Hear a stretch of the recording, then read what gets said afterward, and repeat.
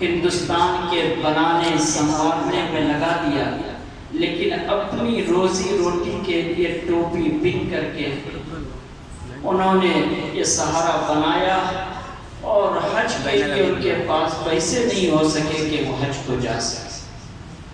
ہمیں سب سے پہلے اللہ کا شکر ادا کرنا چاہیے کہ اللہ نے ہم لوگوں کا نام اپنے خاص مہمان میں لکھا ہے، اور یقینی ہے، ضابطہ ہے کہ جو اللہ رب العزت کا جتنا قریبی ہوگا اللہ ان کا امتحان بھی اتنا سخت ترین لے گا۔ سب سے زیادہ قریب اللہ کے انبیاء علیہ السلام ہیں۔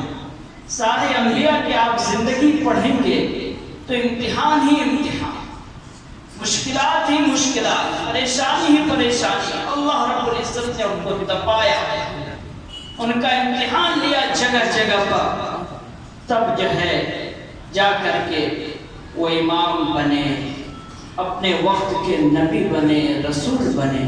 اور یہ ضابطہ چلا آ رہا ہے کہ جو اللہ کے جتنے قریبی ہوں گے اللہ ان کو اتنے ہی آزمائے گا۔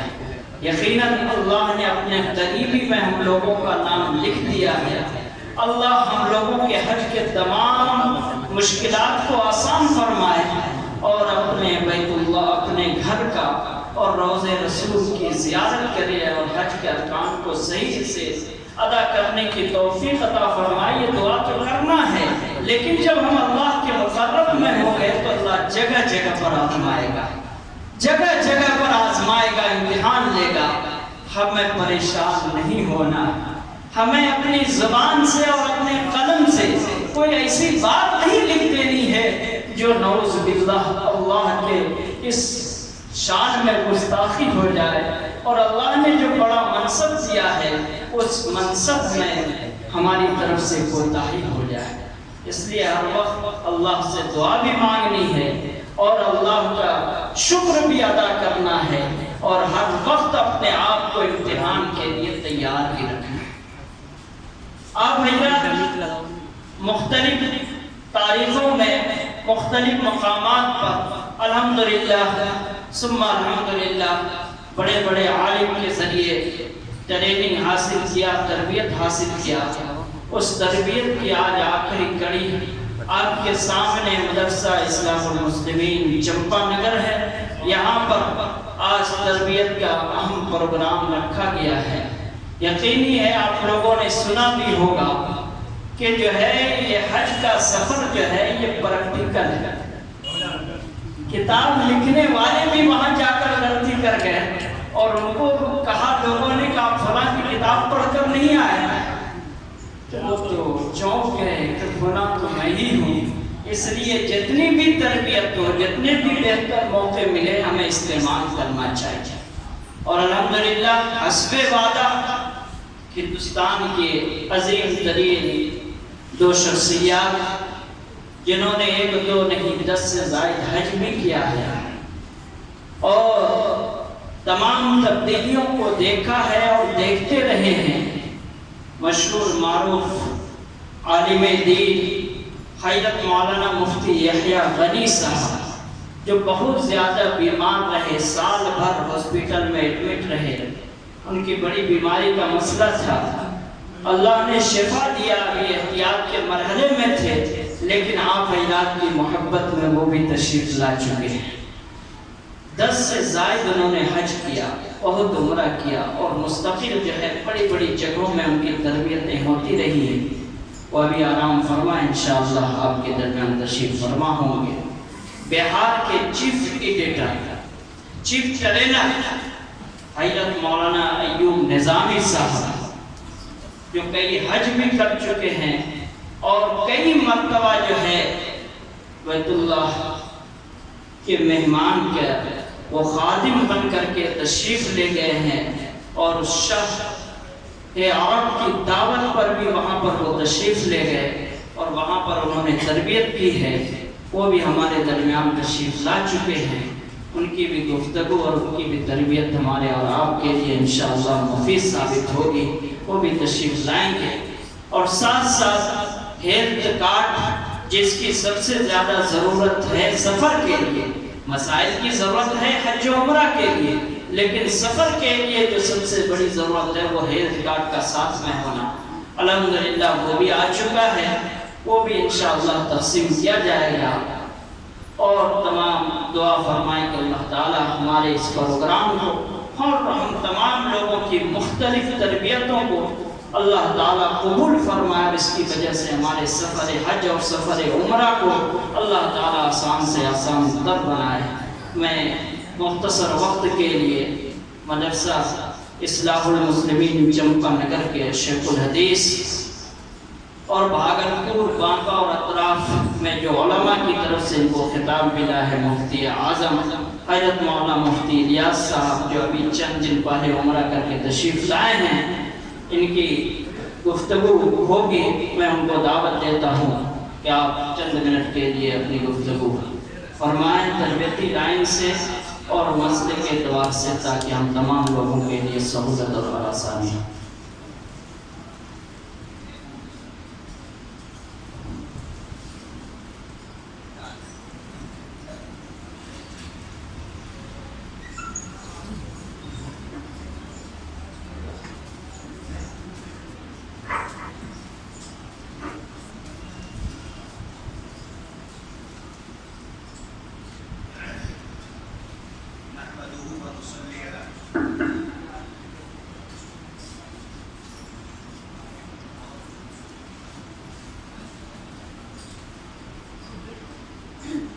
نحمده ونصلي على رسوله الكريم أما بعد قال النبي صلى الله عليه وسلم الحج المبرور ليس جزاؤه إلا الجنة۔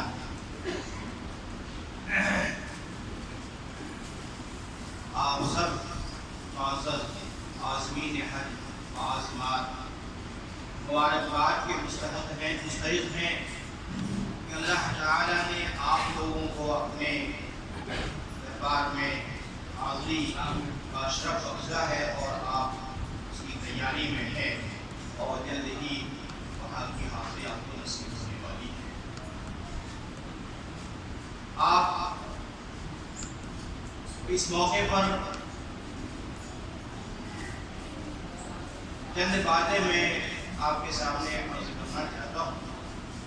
اصل ٹریننگ آپ کی پٹنہ سے آئے ہوئے مہمان کرام کے ذریعے ہونی ہے، اور ہم لوگوں نے یہ چاہا ہے کہ تجربہ کار کے ذریعے ٹریننگ ہوگی تو اس سے زیادہ آپ کو فائدہ ملے گا۔ حالات بدلتے رہے ہیں، اس وقت کے حالات حرم شریف میں اور مسجد نبوی میں کیا ہیں، موجودہ حالات سے واقفیت کی بنیاد پر نئی صورتحال کے اعتبار سے آپ کو جانکاری دی جائے گی، اس سے آپ کو تمام کو فائدہ ہو سکے گا۔ پرانے 2 سال پہلے 4 سال پہلے حالات کچھ اور تھے، اب کچھ اور ہیں، اس لیے ایسے حضرات جو قریب میں حج یا عمرہ سے آئے ہیں ان کے ذریعے جو باتیں آپ کو معلوم ہو سکیں گی وہ بہتر معلوم ہو سکیں گی۔ منتشر باتوں میں سے ایک بات یہ ہے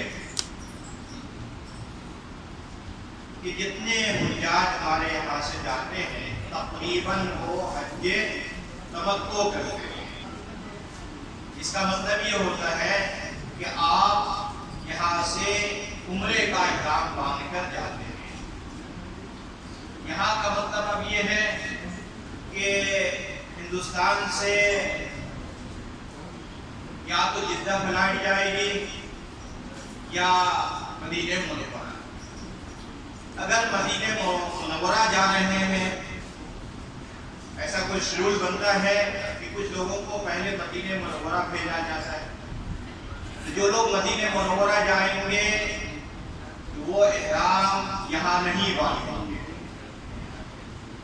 مدینہ منورہ پہنچنے کے بعد وہاں کے جو کام ہیں، مسجد نبوی میں حاضری، روضہ اقدس پر حاضری اور سلام، اس کی ترتیب، جنت البقیع میں حاضری اور وہاں پر درود اور برکت پڑھنا، 8 دن 9 دن وہاں پر آپ کا رہنا ہوگا۔ 8 दिन 9 दिन के क़याम के दौरान आपकी ज़्यादा से ज़्यादा ये कोशिश होनी चाहिए कि हमारे औकात मस्जिद नबवी के अंदर गुज़रे। फजर की नमाज के बाद आमतौर पर हम ऐसे ही करते थे, हम लोग करते भी हैं, हम लोग ने किया कि तहज्जुद के वक्त ही चले गए। तहज्जुद पढ़ी, तहज्जुद पढ़ने के बाद बस अज़ान हुई और अज़ान के बाद 10 मिनट के बाद फजर की नमाज हो जाती है। फजर की नमाज से फारिग हुए, अब कोई तकाजा है बशरी इसलिए वगैरह का इसलिए वजह से फारिग हो गए। उस वक्त रोज़े अक़दस पे हाज़िरी का मौका होता है। रोज़े अक़दस पर हाज़िरी, रोज़े अक़दस से निकल करके आप गली से चले जाएंगे जन्नतुल बक़ी, अगर मौका है तो उसमें जन्नतुल बक़ी चले जाएंगे। ये सुबह का आपका वक्त हुआ कि तहज्जुद के वक्त आप मस्जिद पहुँचे, फजर की नमाज से फरागत के बाद वहाँ से आप निकले और ज़रूरत पड़ ही जाती है और बीच में अगर ज़रूरत पड़ जाए तो करीब ही में इस्तिंजा खाना वगैरह सब बना हुआ है, उससे फरागत हासिल करके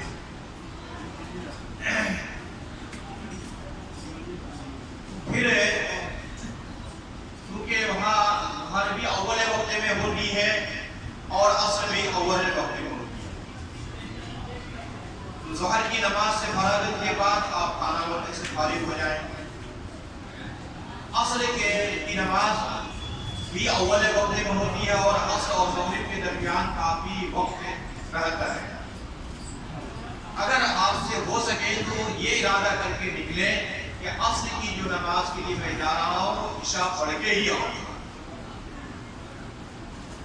ये इरादा बना के अपने होटल से निकले और असर पढ़ करके, अगर या तो असर के बाद मस्जिद ही में मुअर्रकिब रहे और ना असर के बाद रोज़ा अक़दस में हाज़िरी भी दे सकते हैं और उस वक्त जन्नतुल बक़ी में भी हाज़िरी दे सकते हैं। वहाँ से लौट करके भी इतना टाइम हो जाएगा कि मगरिब का वक्त करीब हो जाएगा, काफ़ी उस वक्त भी वक्त बच जाता है।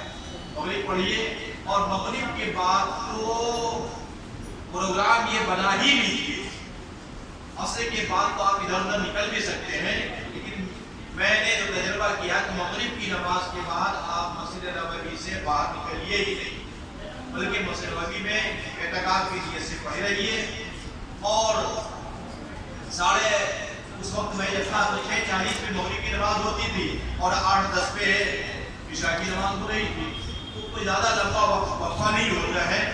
अपने वक्फे तक आप को मस्जिद ही में रखिए और वहाँ पर कुछ ज़िक्र के हल्के भी रखते हैं, कहीं हदीस पाक के का भी दर्स होता है, कुरान का हल्का भी लगता है, उसमें भी शिरकत कर सकते हैं, वरना आप वहाँ पर अपना कुरान मजीद पढ़ सकते हैं। इसलिए आपको ये भी हिदायत की गई होगी कि वहाँ वैसे कुरान मजीद बहुत रखे रहते हैं, अगर आपके पास अपने मोबाइल में कुरान लोड है तो उससे भी पढ़ सकते हैं, और कुरान पाक मस्जिद नबवी में मौजूद रहते हैं उससे भी कुरान आप पढ़ सकते हैं। फिर जब आपका वक्त वहाँ पूरा हो गया, 8 दिन 9 दिन हो गए पूरे, वहाँ से अब आपको मक्का भेजा जाएगा बाई बस। उसमें मसला ये है कि ज़ुल्हुलैफ़ा मदीना वालों की मीक़ात है, यानी ज़ुल्हुलैफ़ा से एहराम बांधना, क्योंकि सामान बस में डाल दिया जाता है और छोटा बैग आपके पास होगा, इसलिए बेहतर ये होता है कि अपनी क़यामगाह में अपने होटल ही में एहराम की चादरें बांध लें। अभी नियत नहीं करें,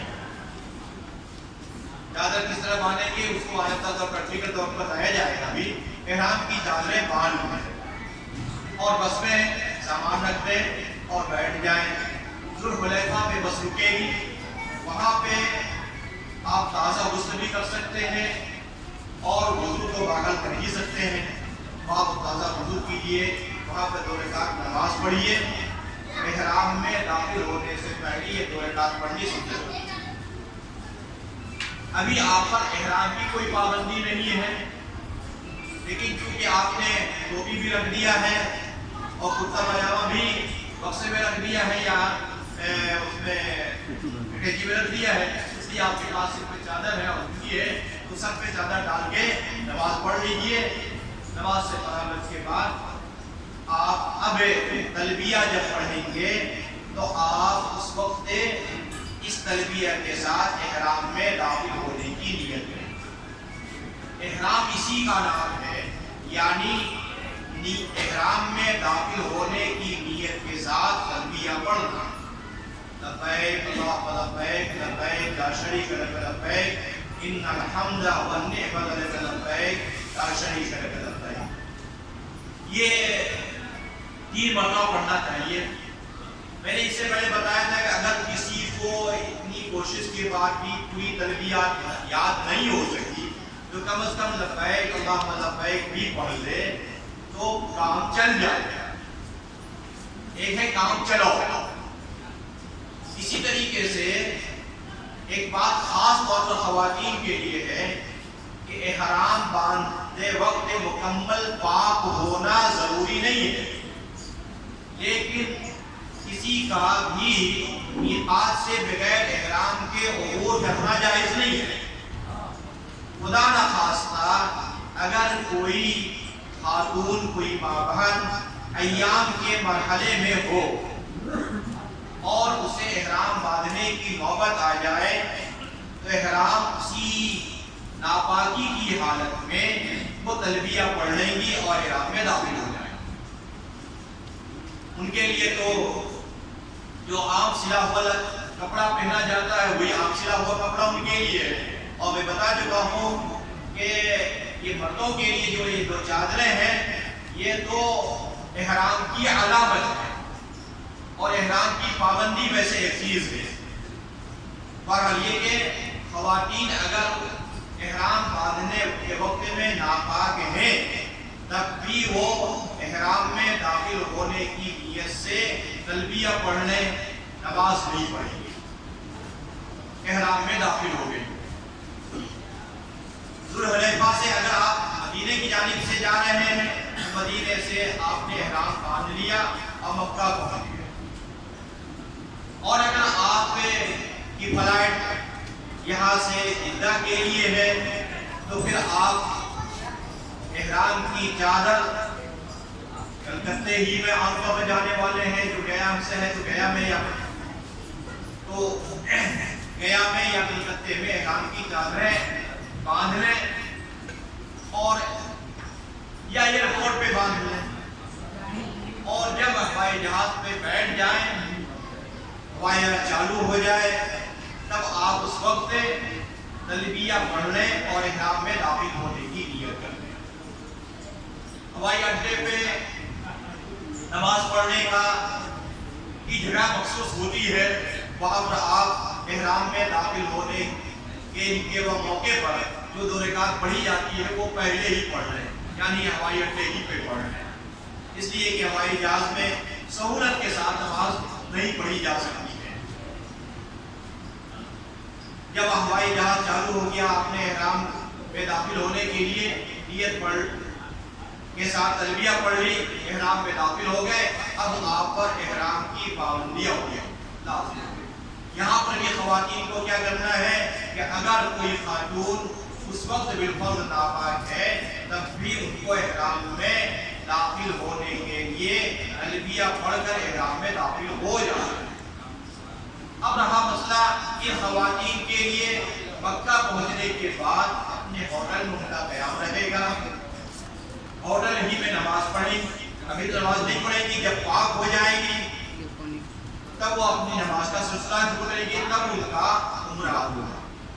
اتنے دنوں تک وہ توقع کرے یہ رہے گی جتنے دنوں تک وہ پاک نہیں ہو جائے۔ یہ عورتوں کے ساتھ عام طور پر ایسا کبھی کبھی ہو جاتا ہے، اس وقت پریشان ہو جاتی ہے کہ ہم کیا کریں۔ تو یہ بات عورتیں خاص طور پر ذہن نشین رکھیں اور عورتیں ایک دوسرے کو سمجھائیں کہ احرام میں داخل ہوتے وقت میں مکمل پاک ہونا شرط نہیں ہے، اگر کوئی اس مرحلے میں ہو تب بھی وہ احرام میں داخل ہو جائے، کیونکہ احرام کے بغیر کوئی آفاقی یعنی باہر والا میقات کو عبور کر لے گا हनफिया के नजदीक उस पर दम वाजिब हो जाता है, परेशानी लानी हो जाए।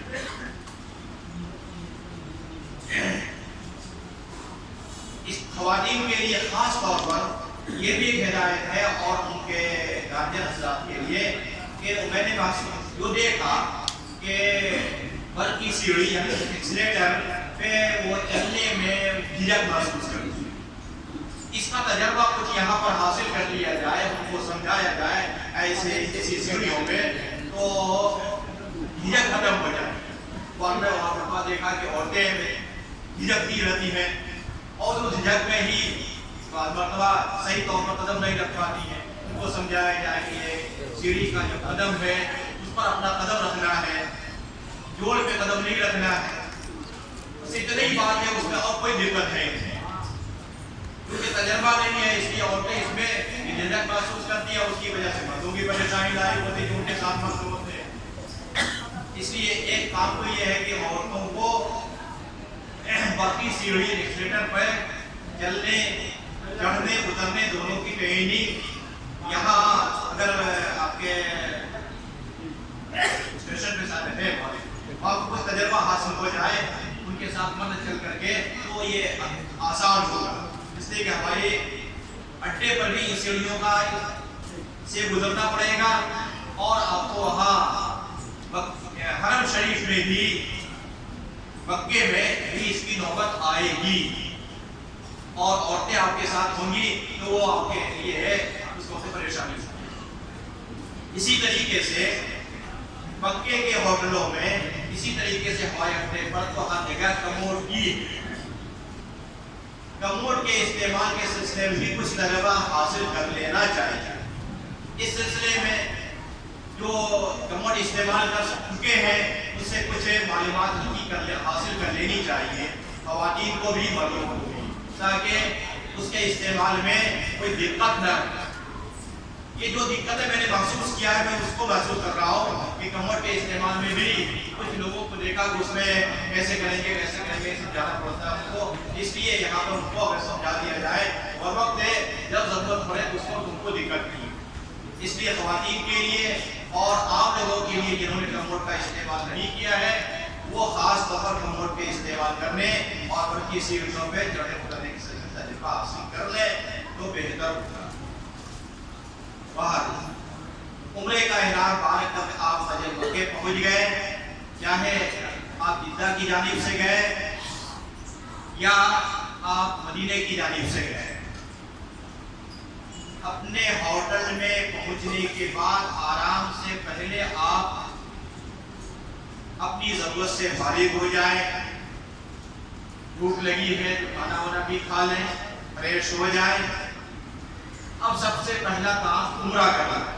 किताबों में आपने पढ़ा होगा तवाफ़ कुदूम, लेकिन इस वक्त के जो हालात हैं तो सूरत में तवाफ़ कुदूम करना और फिर उसके बाद तवाफ़ उम्रा अलग से करना बहुत मुश्किल हो जाता है।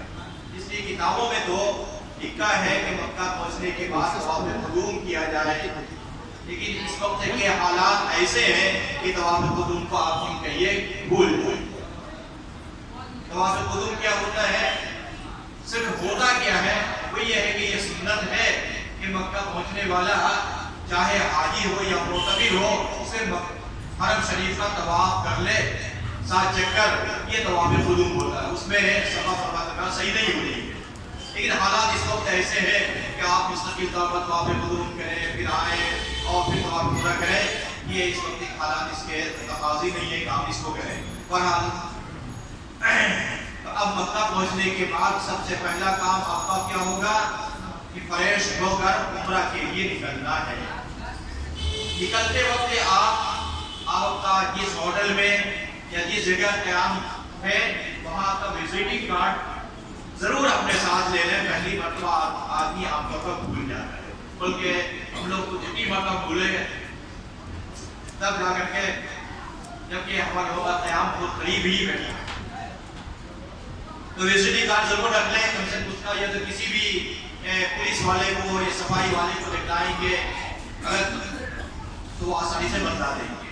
अच्छा, सफाई वाले जितने हैं तकरीबन वो बांग्लादेश के अभी اور وہ اردو سمجھتے ہیں، ان سے آپ اردو میں بات کیجیے. صفائی والے عمل آپ کو دیکھ کر کے آپ سمجھ جائیں گے یہ صفائی والے، اور صفائی والے سے آپ اردو میں بات کریں گے، اردو میں آپ کو اچھی طرح سمجھا دیں گے.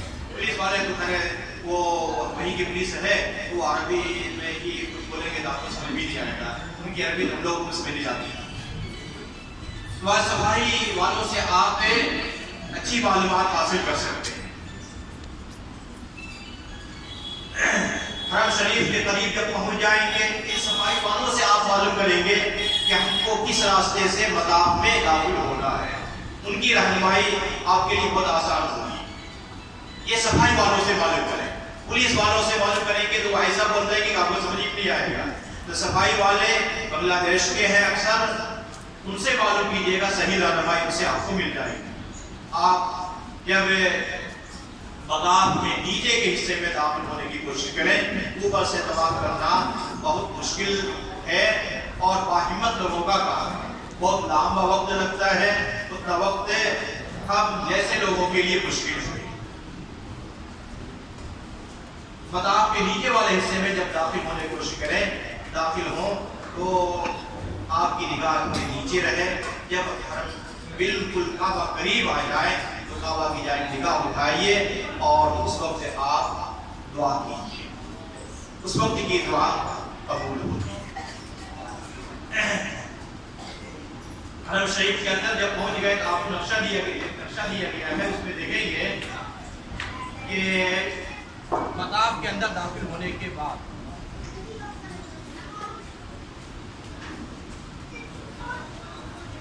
جس طرف حجر اسود نصب ہے، خانہ کعبہ کا وہ گوشہ رکن حجر اسود کہلاتا ہے، وہاں پر آپ آئیں. عام طور پر وہاں پر بہت بھیڑ رہتی ہے. جب بھی جائیں گے آپ کو وہاں پر کافی بھیڑ نظر آئے گی. تو تب رکن حجر اسود کے پاس سے آپ کا طواف شروع ہوگا. کیا کرنا ہے؟ وہاں پر رکن حجر اسود کے سامنے کی جانب رخ کر کے اللہ اکبر، بسم اللہ، اللہ اکبر، اللہ اکبر وللہ الحمد پڑھنا ہے اور ہاتھوں کو بوسہ دے دینا ہے. اس لیے کہ آپ اتنا قریب نہیں ہو سکیں گے کہ اس کو ہاتھ لگا کر یا منہ کے ذریعے اس کو بوسہ دے سکیں گے. وہاں پر سے آپ کا طواف شروع ہوا. جب آپ اور پھر پہنچیں گے رکن یمانی کے پاس، وہاں پر بھی کچھ بھیڑ نظر آئے گی. اگر رکن یمانی کو ٹچ کرنے یا اس کو چھونے کا موقع مل جائے ہاتھ بڑھا کر تو اس کو ٹچ کر کے آپ کو بوسہ دیں. ورنہ اگر اتنا موقع نہ مل سکے، وہاں پر بھی بھیڑ ہے تو آپ گزرتے رہیں. اس طرح رکن حجر اسود کے پاس جب پہنچیں گے آپ کا ایک طواف ہو گیا. وہاں پر پھر آپ استعلام کریں گے اور استعلام کے موقع پر بسم اللہ، اللہ اکبر، اللہ اکبر وللہ الحمد کر کے پھر ایک چکر لگائیں گے. 7 چکر جب پورے ہو گئے تو آپ کا طواف پورا ہو گیا. 7 چکر پورے ہونے کے بعد آپ پھر رکن حجر اسود کے پاس اس کا استعلام کریں گے. استعلام کر کے اور وہیں پر سے آپ سکنے کی کوشش کریں گے. آہستہ آہستہ کروٹ ہو کر آپ باہر کی جانب نکلیے اور مقام ابراہیم کی طرف آ جائیے. اس میں نمایاں طور پر نظر نہیں آ رہا مقام ابراہیم. مقام ابراہیم کے پاس آ جائیں. مقام ابراہیم کے پیچھے بھی کافی بھیڑ رہتی ہے، مردوں کی، عورتوں کی. اگر وہاں پر موقع مل جائے، بھیڑ کم نظر کہیں پر موقع مل جائے تو وہاں پر 2 رکعت طواف کی پڑھیں. اور اگر موقع نہ مل سکے، بہت بھیڑ ہے تو تھوڑا آگے پیچھے ہو کر کے جدھر موقع ہو 2 رکعت پڑھنی ہے، یہ واجب ہو، 2 رکعت پڑھنی واجب ہو. اس کے بعد پھر حجر اسود کا استعلام کر کے آپ اب صحیح کے لیے نکلیں گے. لیکن صحیح سے کے لیے نکلنے سے پہلے آپ زمزم سیر ہو کے پیئیں گے. کتابوں میں لکھا ہے زمزم کے کنویں کے پاس آ جائیں، لیکن اب زمزم کے کنویں کے پاس آنے کی کوئی سبیل نہیں ہے. تو آپ کے وہ بڑے بڑے کنٹینر رکھے ہوں گے، اس میں آپ گلاس کو گلاس ہوتا ہے وہ رکھا ہوگا، اس میں آپ پانی PDF کو جم کر کے اور اب صحیح کے لیے نکلیے. صحیح کے لیے جب نکلیں گے تو آپ صفا کی جانب آئیے. صفا پہاڑی کی جانب آئیے. صفا پہاڑی کے بعد جب پہنچیں گے آپ کو وہاں پر سے خانہ کعبہ نظر آ رہا ہے اور صفا پہاڑی کو شیشے سے پیک کر دیا گیا, چھوٹا پیک کر دیا گیا. اس کے مقابل میں کھڑے ہو جائیے اور خانہ کعبہ کی رجوع کر لیجیے. وہاں سے خانہ کعبہ نظر میں آتا ہے اور وہاں پر ابدا بما بدا اللہ بھی پڑھتے ہوئے تحلیل و تسبیح, تحلیل یعنی لا الہ الا اللہ پڑھیے, اللہ اکبر پڑھیے. اور جو دعا حدیث پاک میں وارد ہے ان جزا وعدنا سراف دوازا واحزم الاحزاب وحدا, اس طرح کی دعا پڑھنے کے بعد اپنی جو بھی دعا ہے اردو میں مانگیے. اردو میں اس لیے کہہ رہا ہوں کہ عربی میں آپ نے دعا رٹ لیا ہے, کچھ ادھر ادھر ہو گیا تو دعا پہلے صحیح نہیں ہوئی, پھر کیا پڑھا جا رہا ہے آپ کو یاد نہیں. اس لیے اس چکر میں پڑھیے نہیں کہ کتابوں میں جو عربی میں دعا ہے اس کو پڑھنا ہے. بس آپ اردو میں اپنے دل کی بات کہیے, دعا اصل میں دل کی بات. صفا سے پھر مروا کی جانب جائیں گے. ایک تو بیچ میں میرین اخضر کا حصہ ہے جس کو اوپر بھی ہری بتی جلتی رہتی ہے, وہاں پر کچھ تیز قدموں سے چلنا ہے. خواتین اگر آپ کے ساتھ ہیں تو ان کو تیز نہیں چلنا ہے, لیکن ان کی رعایت میں آپ کوشش یہ کیجیے کہ وہ چھوٹنے نہ پائے اور آپ تیز چل جائیں. ان کا ساتھ نہ چھوٹے, اس کا ہمیشہ اہتمام ہونا چاہیے. طواف کے دوران بھی طواف کرتے وقت میں کیا ہوگا, اگر نماز کا وقت ہو جائے گا تو عورتوں کو الگ کر دیا جائے گا تاکہ عورتیں عورتوں کے ساتھ مل کر کے نماز پڑھیں طواف میں اور مردیں الگ نماز پڑھیں. اس میں مردوں کے ساتھ عورتوں کے رہنے کی گنجائش نہیں باقی رکھی جاتی ہے. تو ایسے وقت میں آپ یہ کوشش کریں کہ یہاں پر آپ کی خاتون, آپ کی بیوی, آپ کی بہن, آپ کی پھوپھی, جو بھی آپ کے ساتھ ہے وہ یہاں پر ہیں. آپ قریبی میں کوشش کیجیے ان کے مردوں کے ساتھ نماز پڑھنے کی, تاکہ نماز کے فراغت کے بعد آپ کا ان کے ساتھ مل جانا آسان ہو. یہ اس کی کوشش کیجیے. اور نماز سے فراغت کے بعد ہاتھ اٹھا کر کے یا کسی اشارے کے ذریعے اور ان سے قریب ہونے کی کوشش کر دیجیے اور ان کو بتا دیجیے کہ گھبرانا نہیں ہے. اگر ہمارا داست ہوئی ہو جائے تو جہاں پر تم کو بتایا گیا ہے وہیں پر کھڑی رہنا, میں وہاں پر آتا ہوں.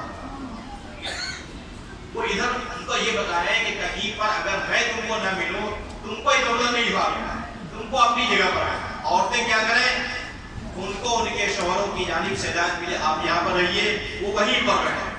مردوں کے لیے زیادہ بھاگنا آنا آسان ہے, تو مرد وہاں پر تھوڑے ہو سکتا ہے کہ جگہ آپ کو کہاں پر ملی وہاں پر سے پولیس والوں نے آپ کو آگے بڑھا دیا, پیچھے کر دیا اور آپ دور ہو گئے. تو عورتیں اپنی جگہ پر رہیں, عورت اپنی جگہ پر رہے اور ان کے قریب جگہ پہ صاف ہو گئے, پھر طواف شروع کر دیا. صحیح کے دوران بھی مرد اور خاتون دونوں اپنے ساتھ ساتھ رہیں تاکہ ایک دوسرے چھوٹے نہیں. صفا سے مروہ پر گئے, ایک صحیح ہوئی. مروہ پر بھی کھڑے ہو کر کے قبلہ رخ میں, وہاں پر سے کعبہ نظر تو نہیں آتا ہے لیکن قبلہ رخ میں کھڑے ہو کر کے دعا کریں گے. اسی طرح صفا مروہ کی صحیح کر کے آپ کا جب 7واں چکر پورا ہوگا عمرہ پہ, مروہ پہ آپ کا 7واں چکر پورا ہو جائے گا. اگر ممکن ہو وہاں پر 2 رکعت نماز پڑھنا تو مروہ سے کنارے سائڈ ہو کر کے آپ 2 رکعت نماز بھی پڑھ سکتے ہیں. یہاں تک آپ نے کام کر لیا, عمرہ کا سارا کام تقریباً پورا ہو گیا. اب آپ کا کام ہے حلق یا قصر, بس یہ باقی ہے آپ کا کام. وہاں پر آپ دوسرے مسلک کے لوگوں کو دیکھیں گے کہ چند بال کاٹ لیے انہوں نے, تو آپ دیکھ کر کام نہیں کریں گے. اپنے مسلک کے موافق کے سر کے چوتھائی حصے کا حلق یا قصر ہونا ہے, یہ تو فرض ہے, لیکن پورے سر کا حلق یا قصر ہونا چاہیے, یہ سنت ہے. بہتر یہ ہے کہ آپ اپنی قیام گاہ پہ آ جائیں اور اجرت سے کام نہیں لیں, ورنہ مروہ کے پاس ہی اور مروہ سے نکلتے ہوئے راستوں میں بھی اللہ اپنی جانب بلاتے رہتے ہیں. آپ اطمینان سے اپنے ڈیرے پہ آ جائیں, وہاں پر ڈیرے کے قریب بھی دائیوں کے دکان ہیں اور ان کے ذریعے آپ حلق یا قصے کرائیں اور باہم ایک دوسرے کا بھی حلق قصے کر سکتے ہیں۔ عورتوں کے بارے میں تو بتا ہی دیا گیا ہے کہ عورتیں خود سے اپنے بالوں کو جمع کر کے ایک موربے کے برابر بال کی کٹنگ کر لیں گے، ان کے ساتھ ان کا شوہر ہے یا محرم ہے وہ بھی کاٹ سکتا ہے، کر سکتا ہے، اور باہم ایک دوسرے کا بھی حلق یا قصے کر سکتے ہیں۔ اس طرح آپ کا عمرہ پورا ہو گیا۔ میں نے ایک کمی اور محسوس کی، وہ یہ ہے کہ بعض مرتبہ حرم شریف میں نماز ہوتی رہتی ہے اور بہت سارے لوگ فٹ پاتھ پہ بیٹھے مصلی بچھائے نظر آتے ہیں اور بغیر اس بات کے کہ صفوں کا اتصال ہو یا نہ ہو وہ نماز پڑھ لیتے ہیں۔ بلکہ یہاں تک میں نے دیکھا کہ میرے ہوٹل ادیان میں میرا قیام تھا، وہاں حرم شریف کی نماز کی اچھی آواز آتی تھی، خوب اچھی آواز آتی تھی۔ تو ایک دو ساتھی کو دیکھا میں وہیں کمرے ہی میں حرم شریف کی ابتدا کیے ہوئے۔ اس طرح ابتدا نہیں ہوتی کہ حرم شریف کی آواز آپ کے کمرے میں آ رہی ہے اور آپ اپنے کمرے ہی سے اس کی ابتدا کر لیں۔ سب کا اتصال ضروری ہے، تبھی ابتدا ہو سکے گی۔ اس لیے ایسا ہرگز نہ کریں کہ کچھ لوگوں کو دیکھا کہ وہ ایسا کر لیا، ہم نے بھی ایسا کر لیا، دیکھ دیکھ کے کام نہیں کریں۔ اس لیے حرم شریف میں جاتے ہوئے اگر سب کا اتصال مل جائے اور جماعت کھڑی ہو جائے، اگر اتصال ہو جائے تب تو آپ ابتدا کر رہے ہیں، ورنہ ابھی ابتدا نہ کریں، جب تک آپ آگے بڑھتے رہیں اور سب کا اتصال ہو جائے تب ابتدا کریں۔ کبھی ایسا ہوتا ہے کہ آپ اپنی قیام گاہ سے نکلے اور اذان ہو گئی اور اتنا وقت نہیں مل سکا کہ حرم شریف کے اندر داخل ہو سکیں، اور آواز کافی دور تک بھی پہنچتی رہتی ہے، تو بعض آواز کی بنیاد پہ ابتدا صحیح نہیں ہوگی۔ سب کا اتصال ضروری، اس کا خیال رکھیں۔ ایسا نہیں ہے تکبیر اولیٰ کی کو پانے کے لیے یا پہلے گاہ کو پانے کے لیے کہ جہاں مسئلہ بھی جایا ابتدا کر لی، چاہے سب کا اتصال ہو یا نہیں۔ ایسی غلطی میں نے دیکھی، اس لیے میں نے یہ آپ کے سامنے رکھ دیا کہ ایسی غلطی آپ نہ کریں۔ اس لیے دیکھ دیکھ کے نہیں کرنا ہے، بلکہ اپنے علماء سے مسئلے کی تحقیق کر کے کرنا ہے۔ جیسے اپنے مسلک میں کیا ہے کہ حج کے موقع پر 10 تاریخ کو آپ کو جمرہ عقبہ بڑے شیطان کی رمی کرنی ہے، اس کے بعد آپ کی قربانی ہوگی، قربانی کے بعد ہی حلق یا قصر ہوگا۔ ان 3 کاموں کے درمیان ترتیب واجب ہے، خلاف ترتیب ہونے سے واجب ہو جائے۔ دوسرے مسلک ہے ترتیب سنت ہے، آگے پیچھے ہو جائے تو وہ حرج کی بات ہے۔ اس لیے اس کا بھی اہتمام ہونا چاہیے کہ 10 تاریخ کو جو 4 کام ہیں، 4 کاموں میں سے 3 کاموں میں ترتیب واجب ہے۔ دوسرے مسلک والے آپ کو ملیں گے اور وہ کہیں گے ارے آگے پیچھے ہوا کوئی حرج کی بات نہیں ہے، تو ان کی باتوں پہ آپ نہیں چلیں، بلکہ ایسا نظام بنائیے کہ ترتیب کے ساتھ آپ کا کام ہو سکے۔ بہرحال میں یہ بتانا چاہ رہا تھا کہ آپ دیکھ دیکھ کر کے عمل نہیں کریں گے، بلکہ اپنے علماء کی ہدایت کے موافق آپ کام کریں گے۔ حج کے دوران یا عمرے کے دوران آپ کو کہیں ضرورت محسوس ہو، آپ کے علماء ہوں گے آپ کے ساتھ، آپ سے بھی وقت فوقت پر رہنمائی حاصل کر سکتے ہیں۔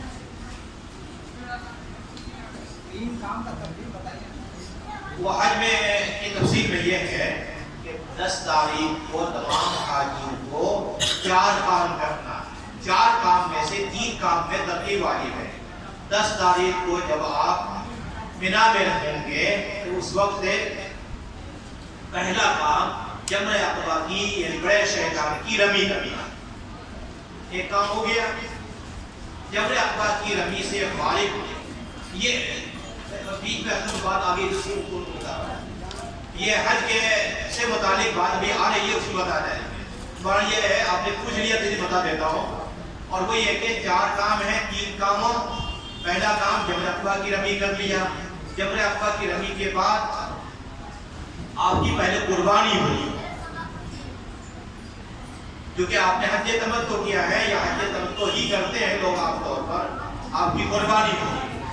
जब कुर्बानी हो जाए और अगर किसी के जरिए करवाते हैं उनका उनसे सही टाइम टेबल मिलें, और बेहतर है कि हल्क कराने से पहले उनसे राबता भी कर लें कि मेरी कुर्बानी हो गई। जब वक्त कह दें तब हल्क या कसर कराएं। ये 3 काम है जिसमें तरतीब वाजिब है।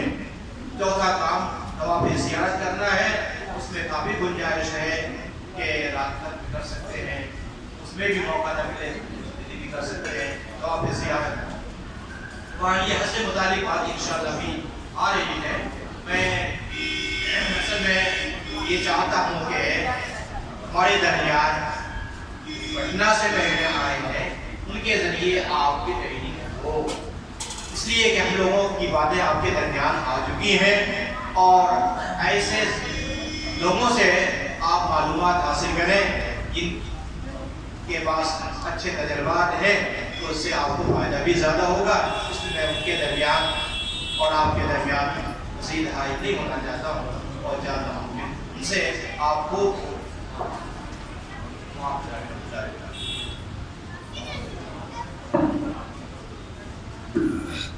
जज़ाकल्लाह कि आप मुफ्ती साहब दाम बरकातहू से मसाइल और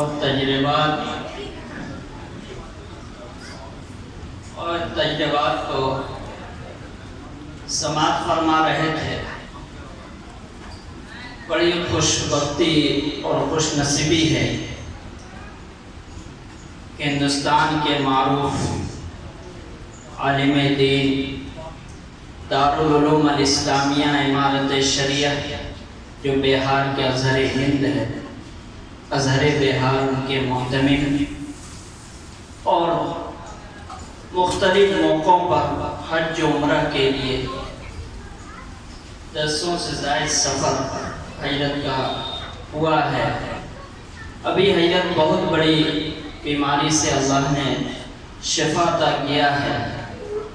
हम तमाम लोग दुआ करें। डॉक्टर ने बहुत ज़्यादा एहतियात के लिए बताया है। हजरत जब किसी से मिलते थे सिर्फ मुसाफा तक महदूद नहीं रहते थे, बल्कि गले मिलना भी हजरत अपने लिए ज़रूरी समझते थे, दिल से मिलाना। लेकिन आज डॉक्टर के कहने की बुनियाद पर मुसाफा से भी रोका गया और दूर बैठने को कहा गया है। इसलिए हजरत मुफ्ती साहब का एहतियात है, और हम लोग दुआ करें यहाँ से लेकर के वहाँ तक कि अल्लाह ताला हजरत मुफ्ती साहब जो उम्मत का कीमती असासा है, सेहत व आफियत के साथ लंबी उम्र अता फरमाए, और तमाम बीमारियों से मुफ्ती साहब को और तमाम लोगों को शिफाए कामिला आजिला अता फरमाए। या आप से थोड़ा से गुजारिश करेंगे कि थोड़ा से पीछे हो जाएं ताकि किसी एतबार से कोई परेशानी ना हो। मैं हजरत मुफ्ती साहब को बुलाने से कबल जल्द एक हाजियों के लिए दुआया नज़्म है, मैं मुख्तसर तौर पर पेश करने के लिए जनाब अज़ीज़ क़ारी मुज़फ़्फ़र सल्लल्लाहु को दावत देता हूँ कि वो दुआया नज़्म पेश करें।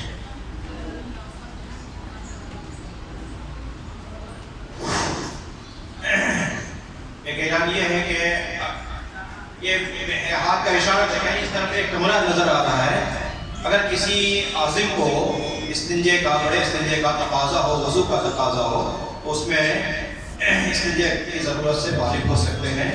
आपकी सहूलत के लिए वो कमरा खोल दिया गया है, और ऊपर की जानिब भी जा सकते हैं, लेकिन ये भी आपकी सहूलत के लिए अभी खोल दिया गया कि वहाँ भी अपनी ज़रूरत से बालिग हो सकते हैं। वहाँ इस्तिंजा वज़ू वगैरह का नज़्म है। ایک صاحب نے سمت کا مسئلہ پوچھا ہے، انشاءاللہ مفتی صاحب بتائیں گے۔ ایک لطیفہ یاد آ گیا، جب میں 2012 کے سفر میں تھا حج میں، تو خانے کعبہ کے سامنے ایک آدمی ہم سے پوچھ رہا ہے پچھم کدھر ہے؟ میں نے پوچھا کیا مسئلہ ہے؟ کہا کہ نماز پڑھنا ہے پچھم کی طرف۔ ہم کہ نعوذ باللہ، ہم ہندوستان میں اگر رہتے تو سمت معلوم کرتے اور اس سمت میں نماز پڑھتے۔ یہاں تو قبلہ ہمارا عین قبلہ ہے، یہاں پچھم پورب معلوم کر کے کیا کریں گے؟ باہر کے ایک پرچی آئی ہے کہ سمت بتا دیا جائے کہ کدھر کیا ہے۔ انشاءاللہ مفتی صاحب اس کی بھی رہنمائی فرمائیں گے، لیکن وہاں آپ کا سمت قبلہ خانے کعبہ موجود ہے، اس لیے وہاں پچھم پورب تلاش نہ کریں۔